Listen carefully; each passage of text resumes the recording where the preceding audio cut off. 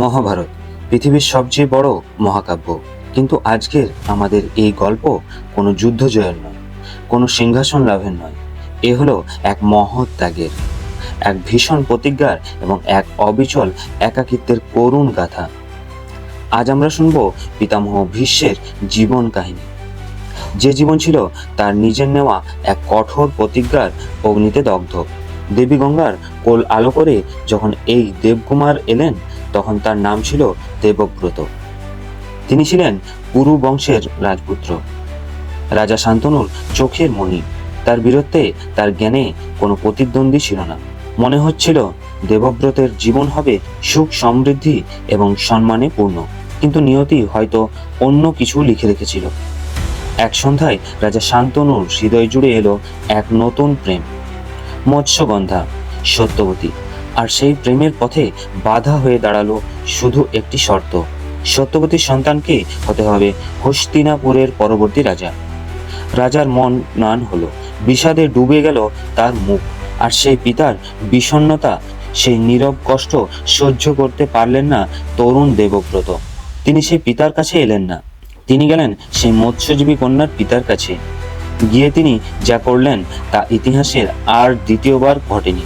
এক লহমায় তিনি শুধু সিংহাসনের দাবি ত্যাগ করলেন না, তিনি নিলেন এক চরম, এক ভয়ঙ্কর প্রতিজ্ঞা।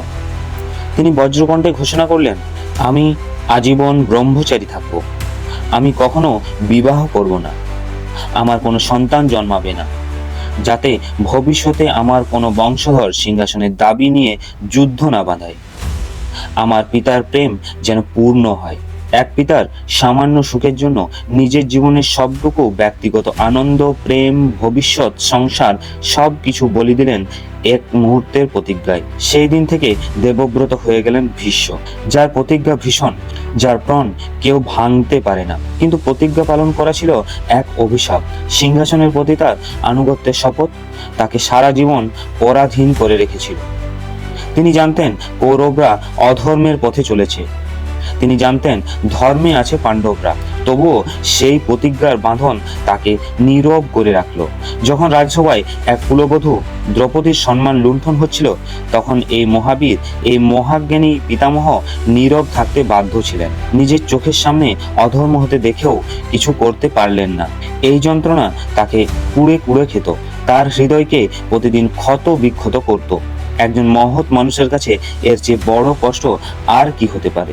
তিনি ছিলেন হস্তিনাপুরের রক্ষক, অথচ নিজেই হয়ে রইলেন অসহায়তার প্রতীক।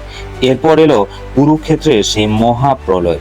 যে পরিবারকে তিনি আগলে রাখতে, যার শান্তি রক্ষা করার জন্য এত বড় ত্যাগ করেছিলেন, সেই পরিবারেই দাঁড়িয়ে গেল মুখোমুখি। ভীষ্ম নিলেন কৌরবদের পক্ষ, তার হাতে অস্ত্র উঠল তারই প্রিয় নাতির বিরুদ্ধে, পাণ্ডবদের বিরুদ্ধে। এ কেমন নিয়তি! নিজের শত্রু পক্ষে থেকেও তিনি চাইলেন তার প্রিয়জনদের ধর্মের পক্ষে জয় হোক। যুদ্ধক্ষেত্রে হাজারো বাণে বিদ্ধ হয়ে যখন তিনি ঢলে পড়লেন, তখন তিনি ভূমিতে পড়লেন না।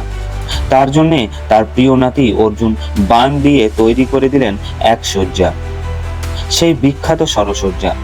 মৃত্যুর এই শয্যায় শুয়ে তিনি কেবল যন্ত্রণায় কাতরাচ্ছিলেন না, তার শরীর ছিল বাণে বিদ্ধ, কিন্তু তার মন ছিল স্থির। কারণ তিনি অপেক্ষা করছিলেন সেই শুভ মুহূর্তের, যখন সূর্য উত্তরায়ণ হবে, তার প্রতিজ্ঞা পূরণের শেষ লগ্ন। এই চরম যন্ত্রণার মধ্যেও তিনি পাণ্ডবদের, বিশেষ করে যুধিষ্ঠিরকে রাজধর্মের, ধর্মের এবং জীবনের শ্রেষ্ঠ জ্ঞান দান করলেন। জীবনের শেষ মুহূর্তেও পিতামহ ভীষ্ম আমাদের দেখিয়েছেন, কর্তব্য ও ত্যাগের চেয়ে বড় জ্ঞান আর কিছুই নেই। পিতামহ ভীষ্মের এই জীবন আমাদের শিখিয়ে যায় যে জীবনের লক্ষ্যে অবিচল থাকা এবং নিজের প্রতিজ্ঞার প্রতি অনুগত থাকাই হলো শ্রেষ্ঠ ধর্ম। তিনি আমাদের দেখিয়েছেন জীবনের সমস্ত ব্যক্তিগত সুখ জলাঞ্জলি দিয়েও কিভাবে মহৎ হওয়া যায়। তার এই ত্যাগ, এই কষ্ট এবং এই অবিচল বীরত্বেই তাকে অমর করে রেখেছে। এরপর যখন উত্তরণ হলো এবং তিনি শেষ নিঃশ্বাস ত্যাগ করলেন, তখন শুধু কুরুক্ষেত্র নয়, গোটা আকাশ কেঁপে উঠেছিল এক মহৎ প্রাণের বিদায়ের শোকে, যার জীবন সত্যি এক করুণ সুন্দর মহাকাব্য। তো বন্ধুরা, এই ছিল আজকে পিতামহ ভীষ্মের করুণ কাহিনী। ভিডিওটি যদি ভালো লেগে থাকে তবে একটি লাইক এবং চ্যানেলে নতুন হলে চ্যানেলটিকে সাবস্ক্রাইব করতে ভুলবেন না। আপনারা সকলে খুব ভালো থাকুন, সুস্থ থাকুন। দেখা হবে পরবর্তী ভিডিওতে। ধন্যবাদ।